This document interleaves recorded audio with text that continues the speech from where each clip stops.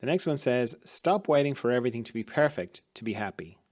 So this is great because it just really highlights something that goes on unconsciously that we don't realize, but it's so important to let go of, this idea of perfection, that we have to get everything. I can't be happy until every single thing is perfect. And this is very familiar territory for artists, because the good ones anyway, know that perfection is the enemy of the good.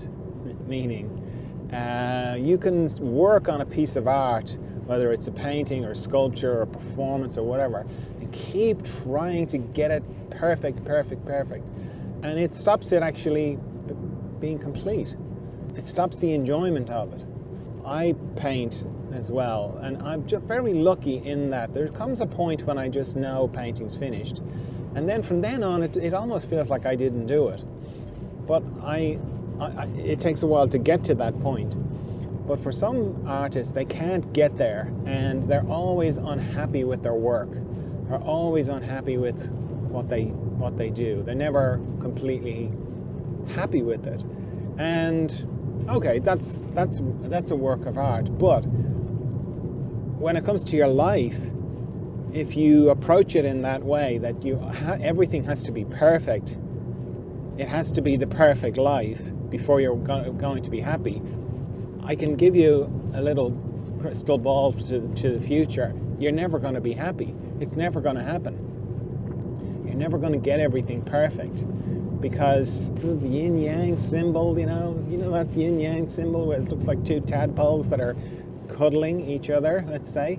The black dot in the white tadpole and the white dot on the black tadpole points towards that in every opposite there's always a little bit of the other. So in every perfectly white thing there's always a speck, and in every perfectly black thing there's always a speck of white. And Leonard Cohen's famous lyric from that song, there's a crack in everything, that's how the light gets in. That's another way of saying the same thing. So it's like you've got to leave a bit of space for chaos to come into your life. And if you're trying to get it perfect, it's not going to come in. And the more you try and make it perfect, the more it will come in like a snowplow or like a plow through your life. Barry Long used to have this thing where he'd say, life or God plows through men's ordered gardens. And it's a very strong visual for me. I always remember that.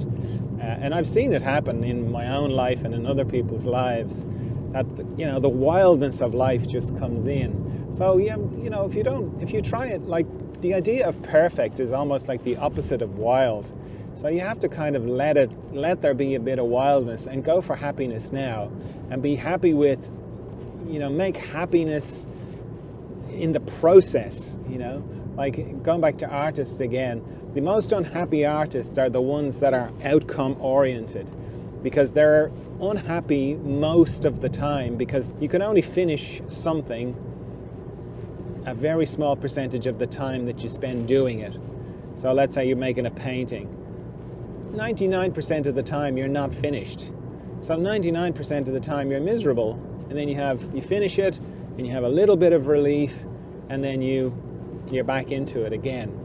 So if you make the process, that's where your happiness lies, then you'll have a happy life. Because wildness can come in and carve up your life, and you let it in and you go, yeah, come on. Because that's how we can grow and change. But then also you'll be happy because it's the doing of it. Like, the happiest artists I've ever talked to are the ones that love doing it. That's their thing. They don't, finishing is nice and everything, but they're just really into doing it. So I encourage you to be like those artists. Just be really happy with the living of your life, not the trying to get perfection. Because if you're trying to get perfection, you're just not going to be happy. And I want you to be happy. That's my wish for you.